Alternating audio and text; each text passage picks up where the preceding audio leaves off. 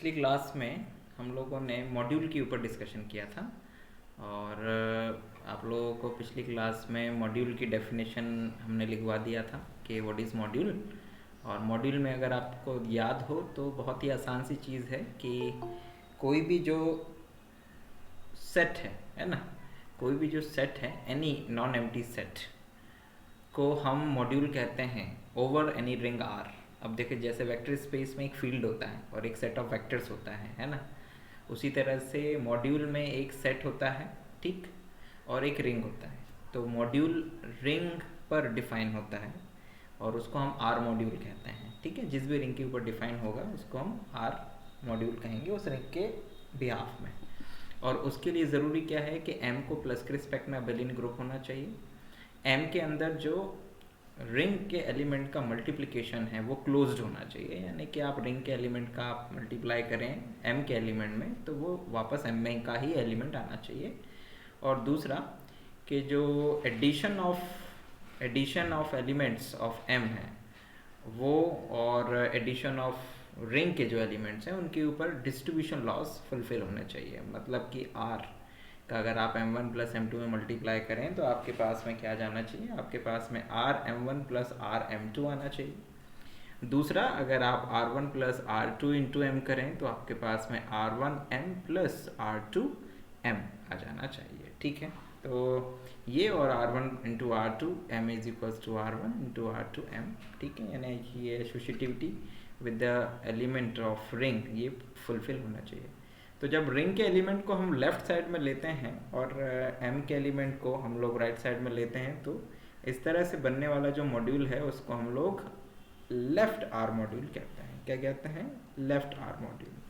और यदि हमारे पास में जो आर है अगर उसका हम हर जगह राइट साइड में इस्तेमाल करें तो उस केस में हम उसको राइट आर मॉड्यूल कहते हैं, ठीक है ना, राइट आर मॉड्यूल कहते हैं। और पिछली बार हमने एक एग्जाम्पल भी देखा था जिसमें हमने क्या करा था कि जो अबेलियन जो जी है अगर वो एक अबेलियन ग्रुप है तो हमको ये सिद्ध करना था कि जो जी है वो एक जेड मॉड्यूल होता है। मतलब कि जो रिंग क्या कहते हैं जो इंटीजर्स का सेट होता है, क्योंकि वो अपने आप में एक रिंग होता है, तो उसके ऊपर ये जो कोई अबेलियन ग्रुप है ये क्या होता है, एक जेड मॉड्यूल होता है। ये हमें सिद्ध करना था। तो उसके लिए हमें ये पता है कि भाई ये ऑलरेडी अबेलियन ग्रुप है।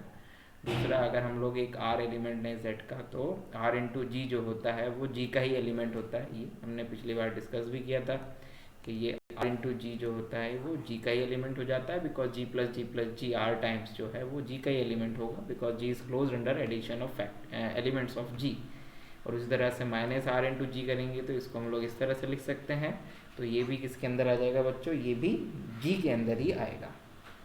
चलिए, ये सारी चीज़ें हम लोगों ने पिछली क्लास में डिस्कस कर ली थी और फिर ये वाली चीज़ें भी ऑटोमेटिकली हो जाएंगी, इसको अलग से कुछ देखने की ज़रूरत नहीं थी। ये आपके पास में आ गया बच्चों, ठीक, बिकॉज ये अगर आप देखें तो ये एलिमेंट जी का होगा और उसका फिर R1 टाइम्स मतलब वो उसी के अंदर आएगा, और इसको भी अगर आप क्रॉस चेक करेंगे तो ये दोनों आपस में बराबर आ जाएंगे न्यूमेरिकली, ठीक। तो इस तरह से जो जी था वो क्या था, एक जेड मॉड्यूल था। और अगर 1, और क्योंकि 1 जो है वो जेड का एलिमेंट था तो that's why Z G is a unitary module, R module बन जाता है आसानी से, ठीक। तो ये तो हो गई बच्चों किसकी डेफिनेशन, ये तो हो गई डेफिनेशन मॉड्यूल की और एक एग्जांपल जो हम लोगों ने पिछली बार किया था। अब एक एग्जांपल और मैं आप लोगों को यहाँ पर दे देता हूँ, इसको आप लोग खुद से कर लीजिएगा। इट्स एन इम्पॉर्टेंट एग्जांपल, मुझे एक इम्पॉर्टेंट एग्जांपल लगा तो दैट्स वाई मैंने सोचा कि आप लोगों को इसको लिखवा दूंगा।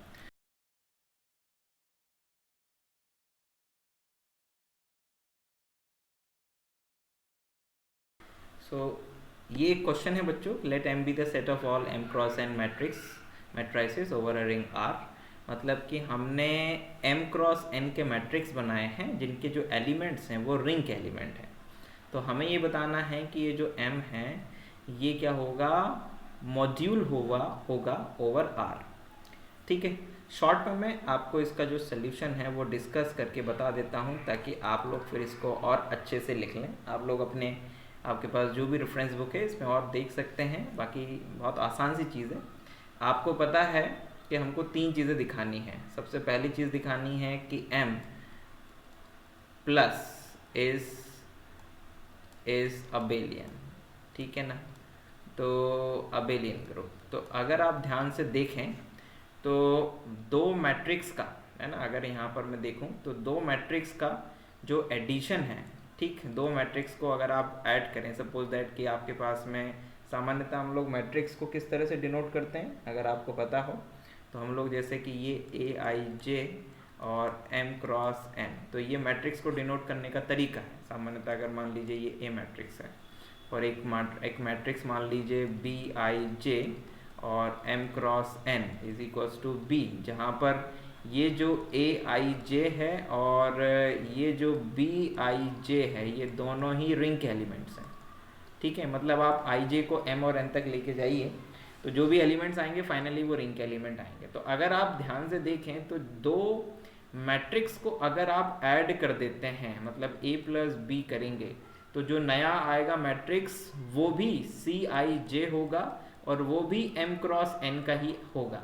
और क्योंकि ये जो सी आई जे है, ये सी आई जे बराबर ए I J plus B I जे से बना हुआ होगा, इसलिए ये ऑटोमेटिकली सी आई जे किसका एलिमेंट हो जाएगा, this belongs to ring R का एलिमेंट हो जाएगा।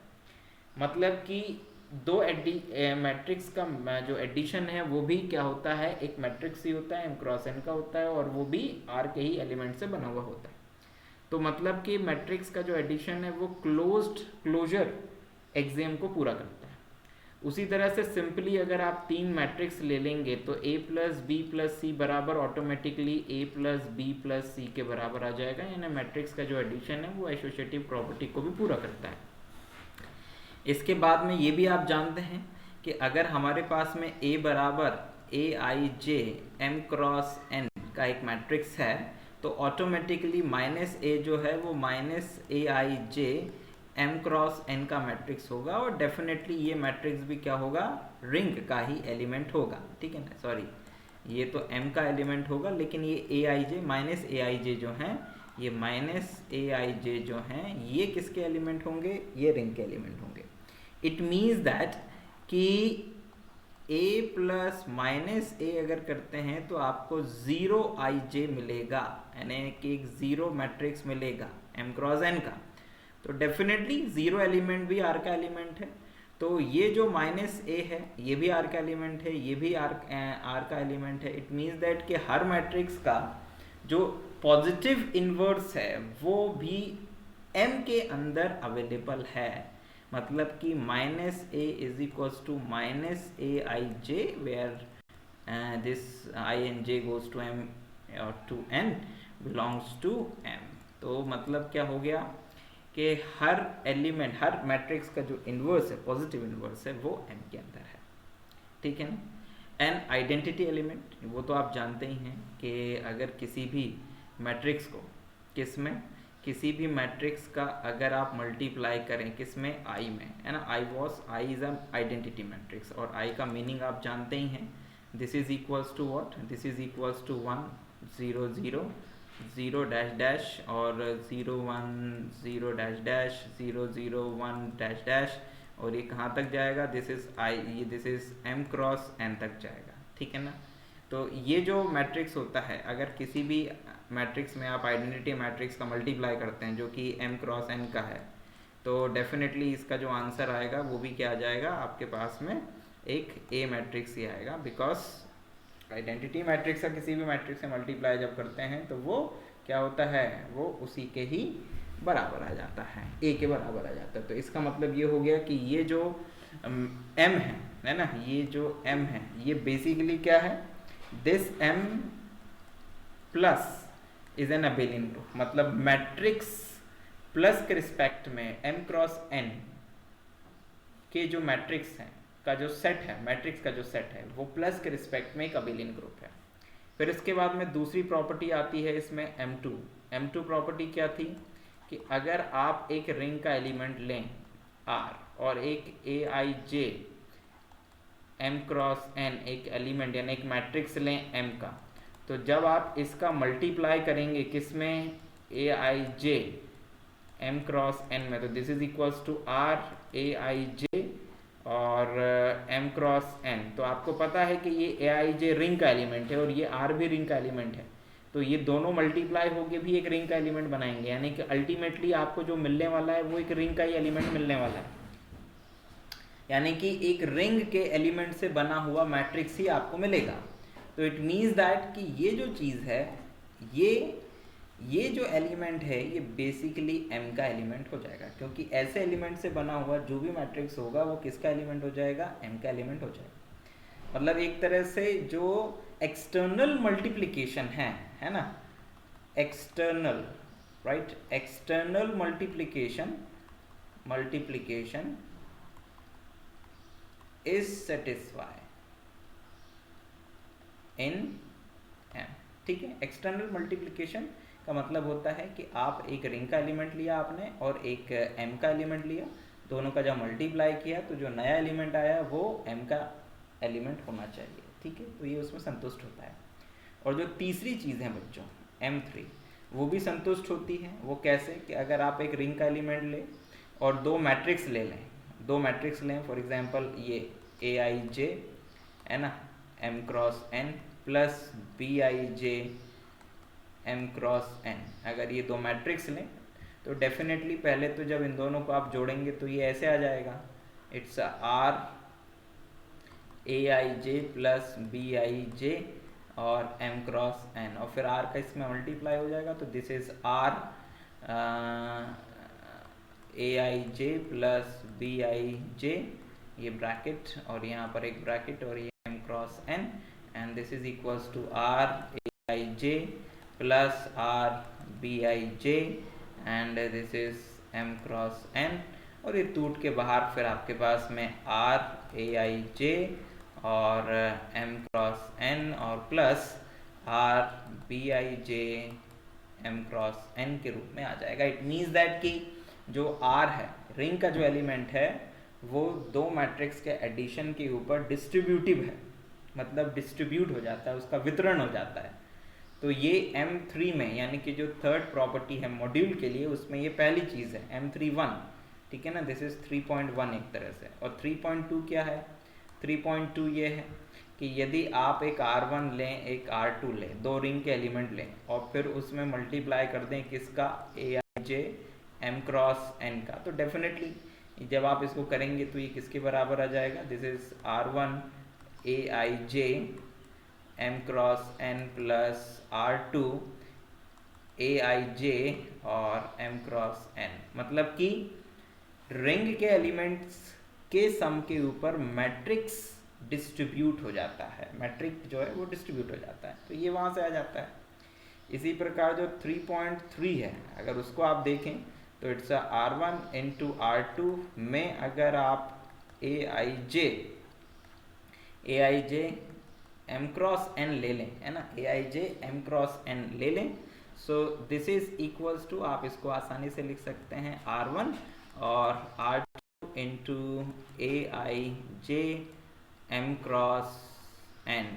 ठीक है, ये लिख सकते हैं, मतलब कि एसोसिएटिविटी भी उसमें पूरी हो जाती है आसानी से। तो ये सारी चीज़ें जब पूरी हो जाती है तो आप कह सकते हैं कि M is module over ring R. ठीक है ना, तो ये आपको बेसिकली प्रूफ करना था, तो जो शॉर्ट में अपन लोगों ने यहाँ पे डिस्कस किया है ना। बाकी और जो क्वेश्चंस हैं आपकी बुक में दिए होंगे मॉड्यूल के ऊपर, उनको एक बार देख लीजिएगा। हालांकि जो इम्पोर्टेंट था वो मैंने आपके साथ डिस्कस कर लिया है, और बाकी जो हैं उनको आप समझने की दृष्टि से देख सकते हैं। ठीक, तो ये आपकी डेफिनेशन, सॉरी एक क्वेश्चन जो है वो यहाँ पर कंप्लीट हो गया। नाउ अब इसके बाद में आ जाते हैं, जो हमारी नेक्स्ट हेडिंग है वो है प्रॉपर्टीज़। ठीक है ना, प्रॉपर्टीज ऑफ मॉड्यूल। ठीक है, प्रॉपर्टीज ऑफ मॉड्यूल।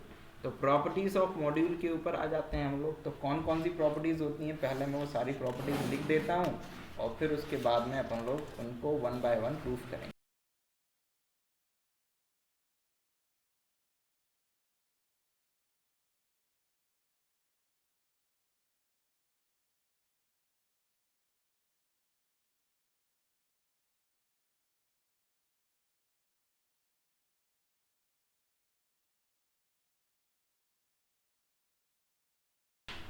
सो बच्चों ये हैं बच्चों प्रॉपर्टीज़ ऑफ मॉड्यूल। तो प्रॉपर्टीज़ ऑफ मॉड्यूल में क्या क्या है, तो भाई जो m है वो एक मॉड्यूल है r पर, ठीक है, ऑन एंड r मॉड्यूल है, ठीक। तो आपको दिखाना है कि 0 into M is equal to 0 bar. यहाँ पर ये जो 0 है, ये वाला जो 0 है, ठीक है ना, ये रिंग का 0 है, और ये जो 0 बार है ये जो m है, ठीक, मॉड्यूल m उसका क्या कहते हैं, 0 एलिमेंट है। तो रिंग के 0 एलिमेंट में अगर हम किसी मॉड्यूल के एलिमेंट का मल्टीप्लाई करें तो हमें मॉड्यूल का 0 एलिमेंट मिलेगा, ये हमें प्रूफ करना है। फिर अगर रिंग के किसी एलिमेंट में हम मॉड्यूल के 0 एलिमेंट का मल्टीप्लाई करें तो भी हमें मॉड्यूल का ही 0 एलिमेंट मिलेगा, नंबर 2। नंबर 3, अगर हम negative of ring element into m करें तो ये -am के बराबर होता है, या -m इंटू a करें तो भी ये -am के बराबर होता है, ठीक है, very good. -a into -m बराबर +am होता है, ये हमें प्रूफ करना है, ठीक है, जहाँ पर a जो है वो रिंग का एलिमेंट और m जो है वो m का एलिमेंट है। a इंटू m1 -m2 बराबर होता है am1 -am2, right, for all a belongs to r and m1 m2 belongs to m। और a minus B into m, जहाँ पर a और b रिंग के एलिमेंट है, is equals to a m minus B m, ठीक है। और मैंने लिख भी दिया है where 0 is the 0 element of ring r and 0 bar is the 0 element of m। तो ये हम लोगों को अब बच्चों प्रूफ करना है 1 बाय 1। चलिए आइए हम लोग 1 बाय 1 सारी प्रॉपर्टीज प्रूफ करें।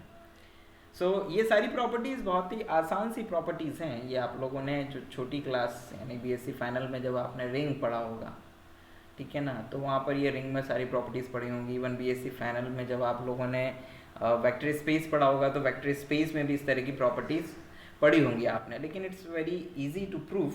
लेकिन लॉजिकली अपन लोग कभी कभी भूल जाते हैं, क्योंकि कभी सड़ी सी चीज़ आ जाती है तो वो भी दिमाग से आउट हो जाती है। तो चलिए आइए इनको अपन लोग प्रूफ करते हैं। तो बहुत ही आसान से बहुत ही आसान तरीका है इनको प्रूफ करने के लिए। नाउ अब ज़रा पहली प्रॉपर्टी है ना, पहली प्रॉपर्टी कैसे प्रूफ करोगे, नंबर 1। तो अब ज़रा ध्यान देना भाई, इसका इस तरह से लॉजिक लगाना है ना, जैसे ये 0 एलिमेंट है, रिंग का एलिमेंट है ना, तो आप जानते हो क्या कि 0 को 0 में अगर जोड़ दें तो 0 ही आता है, वेयर 0 बिलोंग्स टू r, जहाँ पर 0 जो है वो रिंग का एलिमेंट है, ठीक है बच्चों, बहुत अच्छी बात है। अब अगर ध्यान देना, अगर हम इसमें लेफ्ट राइट साइड से 0 प्लस 0 में राइट साइड से m का मल्टीप्लाई करें तो ये बराबर आ जाएगा 0 इंटू एम। हमने दोनों ओर क्या कर दिया है, m का मल्टीप्लाई कर दिया है, ठीक है ना, this belongs to capital M, है ना।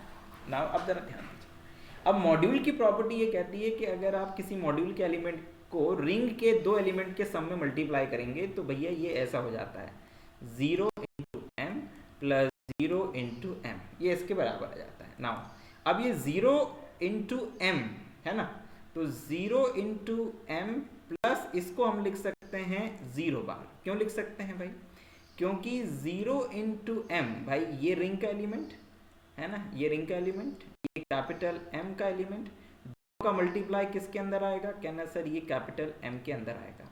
और इस भाई सिंपल सी बात है, अगर ये कैपिटल M का एलिमेंट है तो इस एलिमेंट में अगर हम 0 बार यानी कि M का जो 0 एलिमेंट है उसको जोड़ दें तो भी हमें क्या मिलेगा, 0 इंटू एम, तो हमें ये 0 इंटू एम के बराबर ही मिलेगा, ठीक है। तो ये आपके पास में आ जाएगा, राइट। तो ये आपने लिख दिया, मतलब ये आपने एडिशनली यहाँ पर लेकर आया है, क्योंकि भाई m के एलिमेंट में m के 0 एलिमेंट को ऐड करेंगे तो वही एलिमेंट आ जाएगा, बहुत अच्छी बात है। नाउ इसके बाद में फिर आप इसमें लगा दीजिएगा लेफ्ट कैंसिलेशन लॉ, क्योंकि जो ये सारे एलिमेंट्स हैं अल्टीमेटली ये m के एलिमेंट्स हैं, और m में क्या हो रहा है, लेफ्ट कैंसिलेशन लॉ होल्ड होता है अगर वो अबेलियन ग्रुप है तो, ठीक है। सो यहाँ पर लेफ्ट कैंसिलेशन लॉ लगाएंगे तो ये चीज़ और ये चीज़ क्या हो जाएगी, कट जाएगी, और आपको मिल जाएगा 0 इंटू एम बराबर 0 बार बाय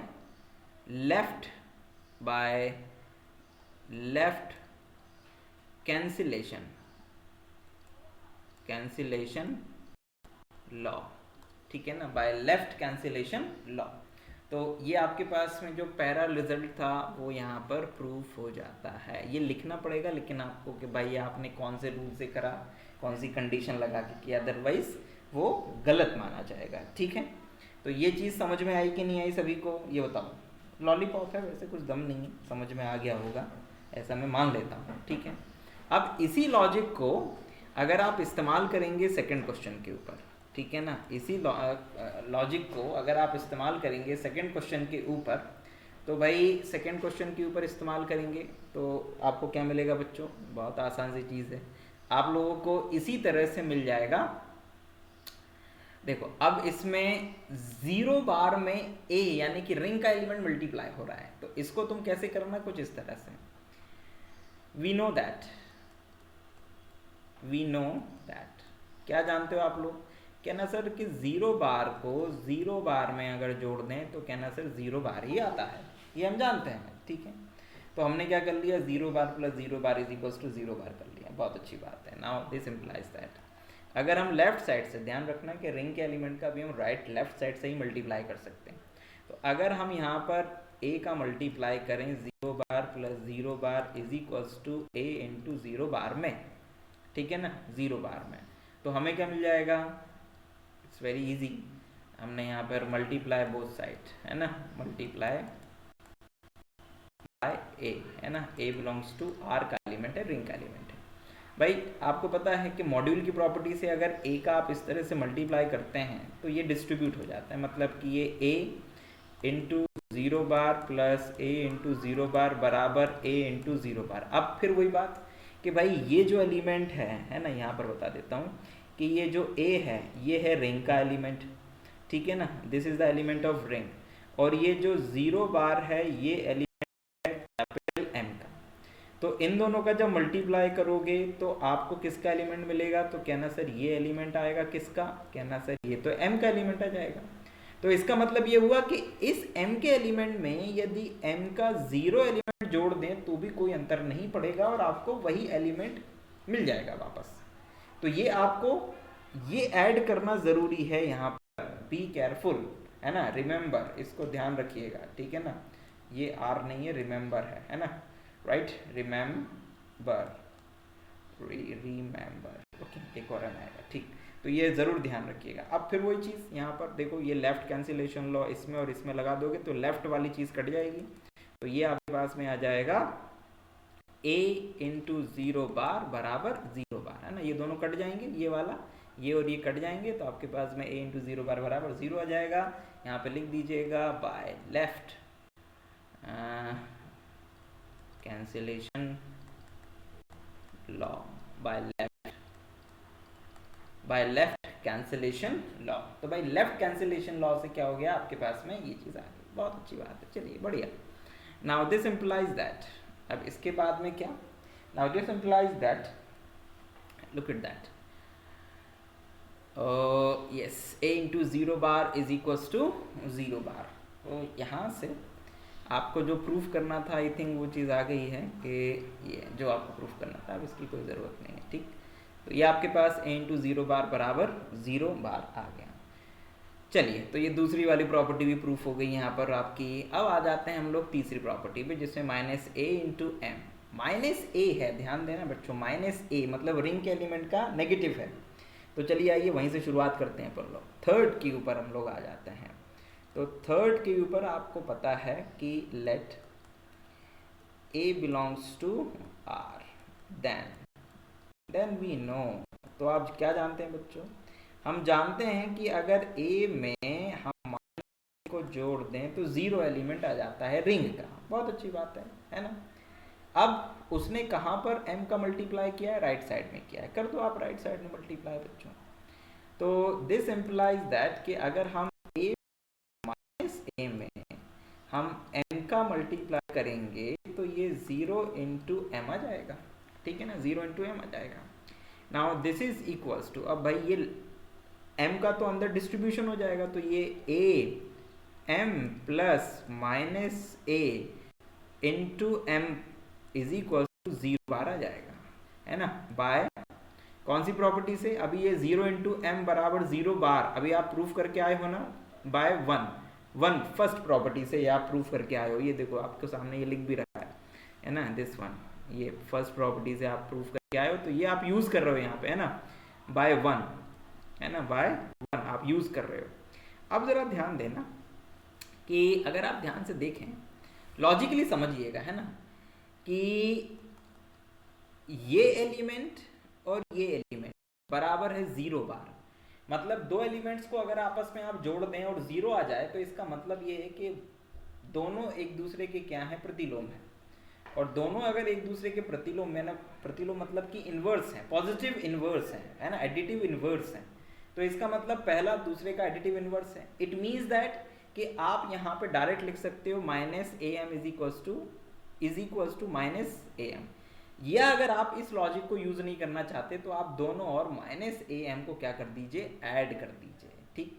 तो मतलब आप इसको इस तरह से लिख देंगे क्या, it is minus A M plus A M plus minus A M is equals to minus A M plus 0 bar. आपने दोनों और माइनस ए एम को क्या कर दिया, ऐड कर दिया है, बहुत अच्छी बात है, ठीक है।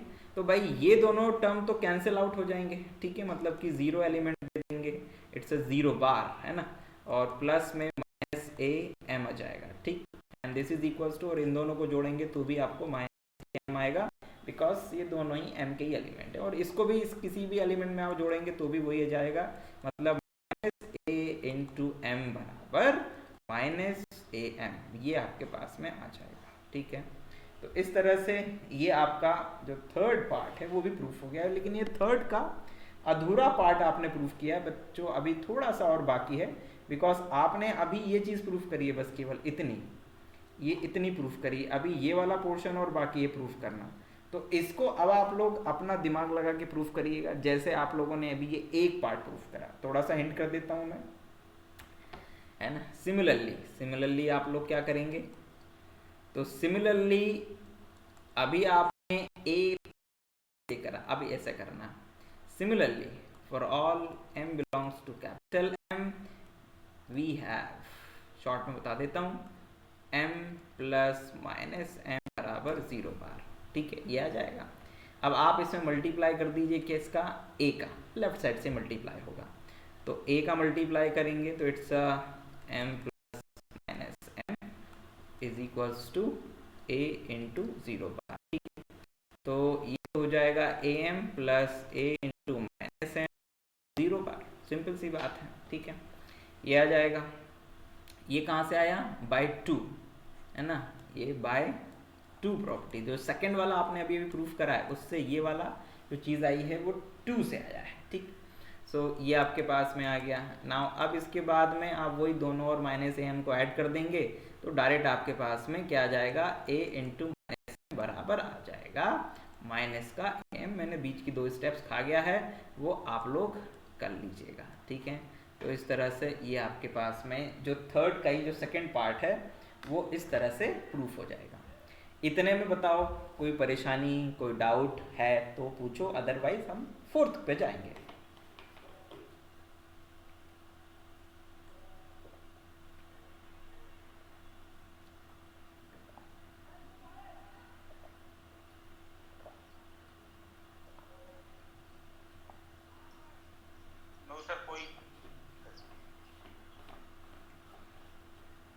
चलिए ठीक है, सो आगे वाली पे जाते हैं, प्रॉपर्टी पे अपन।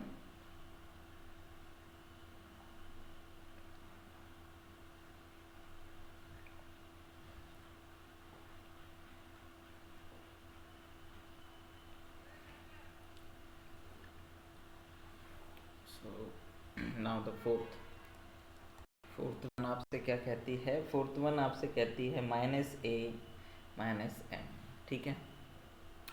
तो माइनस ए है माइनस, ठीक है, तो आप इसमें क्या करना, put minus M is equals to, suppose थोड़ी देर के लिए इसको मान लेना टी, है ना, माइनस एम बराबर टी मान लेना। भाई कोई ना कोई नेगेटिव एलिमेंट को आप कुछ किसी एलिमेंट के बराबर मान लेते हैं, तो मान लिया, तो ये माइनस ए इंटू जाएगा, ठीक है ना, बहुत अच्छी बात है।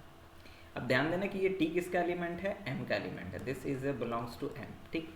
तो माइनस ए इंटू टी करोगे तो ये माइनस ए इंटू टी के बराबर आ जाएगा, ठीक है। ये माइनस बाहर चला गया, फिर ये माइनस, अब वापस टी की वैल्यू लिख दो तो ए इंटू माइनस एम, ठीक है, ये आ गया। Now this is equals to, इन दोनों की वैल्यू अभी जो प्रूफ करके आए हो थर्ड वाला उससे यूज कर रहे हैं हम लोग, ये ना, ये बाय थर्ड हमने प्रूफ करा, ठीक है। अब ये तो हमने वापस टी की वैल्यू लिख दी। अब ये बराबर किसके होता है, कहना सर ये बराबर भी माइनस ए एम होता है, तो ये a इंटू माइनस एम किसके बराबर हो जाएगा, कहना सर ये हो जाएगा माइनस ए एम ब्रैकेट के अंदर, ए एम ब्रैकेट के अंदर। तो अब ये माइनस और ये माइनस मिलके क्या हो जाएगा, प्लस हो जाएगा। तो अल्टीमेटली आपके पास में a इंटू एम आ जाएगा। तो ये आपकी जो है ये फोर्थ वाली प्रॉपर्टी भी यहाँ पे ऑटोमेटिकली प्रूफ हो जाएगी, लेकिन उसके लिए थोड़ा सा आपको ये सब्स्टिट्यूशन का इस्तेमाल करना पड़ेगा, ठीक। नाउ अब आ जाते हैं अपन लोग फिफ्थ के ऊपर। तो फिफ्थ भी बहुत आसान है। तो फिफ्थ को प्रूफ करने के लिए आप पहले क्या करिएगा, आप इसको ऐसे करिएगा, जैसे कि आपको a into M one minus M two लेना है, लिया है लेफ्ट में, है ना। जो इसके राइट में है वो डायरेक्ट नहीं करना है, अपने को ऐसे करना है। इसको आप लिख सकते हैं a ब्रैकेट एम वन और plus minus one into M two, आप इसको इस तरह से लिख सकते हैं, ठीक है। तो ये आपके पास में कुछ इस तरह से आ जाएगा। अब देन इसके बाद में you can write this, it's A M one plus it's minus M two, आप इसको इस तरह से लिख देंगे, ठीक है। अब आप इस a का अंदर मल्टीप्लाई कर सकते हैं, तो this is a into M one plus A into minus M two. और अभी अभी तो जो प्रॉपर्टीज़ हैं ऊपर जो आप थर्ड नंबर की प्रूफ करके आए हो, तो उसमें इसकी क्या वैल्यू थी बच्चों, तो कहना सर इसको हम लोग लिख सकते हैं minus A into M two, हम इसको ऐसे लिख सकते हैं। तो ये माइनस और ये प्लस बाहर माइनस हो जाएगा, तो इट्स ए एम वन और माइनस में ए एम टू। तो ये लॉजिक रहेगा आपको प्रूफ करने के लिए। आप डायरेक्ट नहीं करेंगे कि भाई डायरेक्ट आपने मल्टीप्लाई कर दिया, हमें पता है कि होता है ये, लेकिन आप अभी जो प्रॉपर्टी प्रूफ कर रहे हो उसमें डायरेक्ट ये नहीं करना है, आपको पेशेंसफुली सारा काम करना है बच्चों, ठीक। और इसी तरह से जो फिफ्थ वाली प्रॉपर्टी, सिक्स्थ वाली प्रॉपर्टी है, उसमें भी आप इसी तरह का लॉजिक इस्तेमाल करेंगे। तो इट्स वेरी इजी, इसमें आप इसको इस तरह से लिख देंगे प्लस और ये माइनस का b, ठीक है ना, और ये m, फिर ये डिस्ट्रीब्यूट हो जाएगा, बिकॉज डायरेक्ट माइनस के ऊपर डिस्ट्रीब्यूट नहीं होगा, बिकॉज वो हमारे मॉड्यूल की प्रॉपर्टी में नहीं आता है। तो this is a m plus minus का b into M, and then इसके बाद में ये a m प्लस ये हो जाएगा आपका माइनस का b और ये m, एंड देन इसके बाद में ये आपका आ जाएगा यहाँ पर a m और माइनस का b m, ठीक है। तो ये आपके पास में आ जाएगी किसकी वैल्यू बच्चों, ये आपके पास में आ जाएगी a m minus b m की वैल्यू। तो इस तरह से ये आपका जो लास्ट वाली प्रॉपर्टी है वो भी प्रूफ हो जाएगी। तो ये सारा का सारा रिजल्ट आपका यहाँ पे प्रूफ हो गया, ठीक है। अब इसमें अगर कोई परेशानी, कोई डाउट हो तो आप लोग बताइए, अदरवाइज मैं आपको एक छोटी सी डेफिनेशन और बताता हूँ और उसके बाद में अपन आज की कक्षा यहीं पर समाप्त करते हैं। हाँ बच्चों, कोई doubt?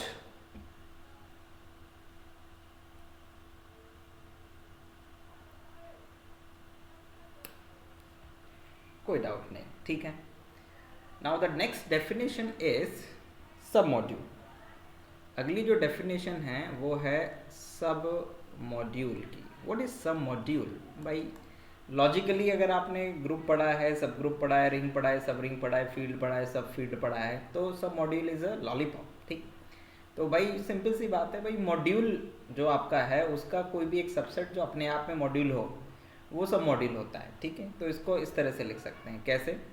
Late R be a ring and M be a R module, है ना। और M क्या है? उसका एक R मॉड्यूल है। R मतलब M क्या है? एक R मॉड्यूल है। Then any non empty subset of M is said to be R submodule R submodule if it is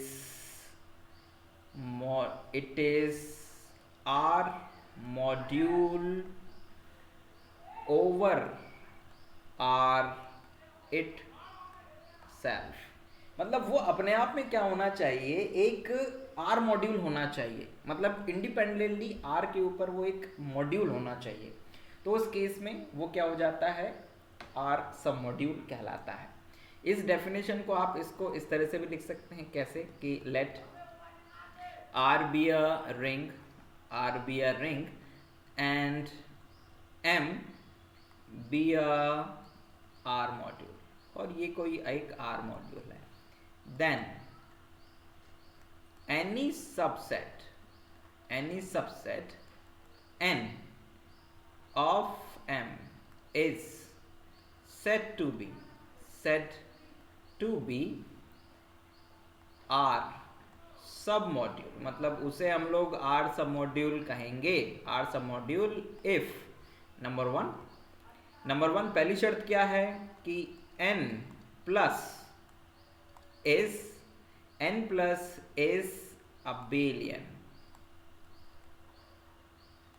abelian group।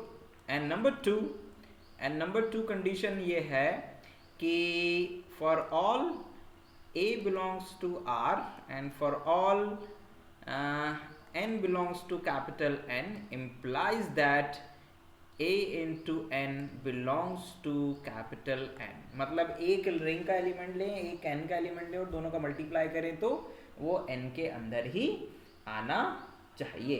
ठीक, अगर ये दो शर्तें पूरी होती हैं किसी भी सबसेट ऑफ मॉड्यूल m, तो उस केस में n को आप R सब मॉड्यूल कहेंगे।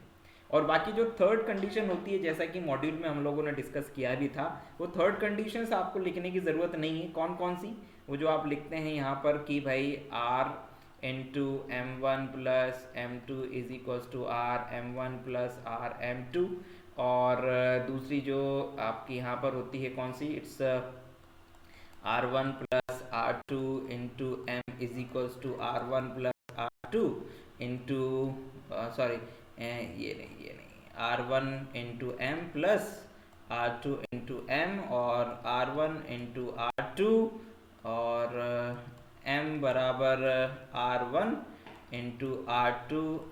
तो ये इसके क्या होता है, ये अलग से आपको लिखने की ज़रूरत नहीं है, क्योंकि अल्टीमेटली जो n के एलिमेंट्स हैं, है ना, कैपिटल N जो है, ये कैपिटल N के अंदर जो एलिमेंट्स हैं वो वास्तव में हैं किसके एलिमेंट, वास्तव में वो हैं कैपिटल M के एलिमेंट्स हैं। और अगर ये कैपिटल M के एलिमेंट्स हैं तो जो इस तरह की डिस्ट्रीब्यूशन लॉज हैं जो कि M पूरा कर रहा था, वो ऑटोमेटिकली N के अंदर भी पूरे होंगे ही होंगे। तो इस तरह से ये जो आपका क्या कहते हैं N है, ये सब मॉड्यूल कहलाएगा। तो ये आप लोगों का यहाँ पर सब मॉड्यूल की एक छोटी सी जो डेफिनेशन है वो कंप्लीट हो जाती है। अब हम लोग कल की क्लास में R सब मॉड्यूल के ऊपर कुछ थ्योरम्स हैं, जैसे कि यूनियन हो गया, इंटरसेक्शन हो गया, ये सारी चीज़ों के ऊपर डिस्कशन करेंगे। तो आज की कक्षा में यहीं तक।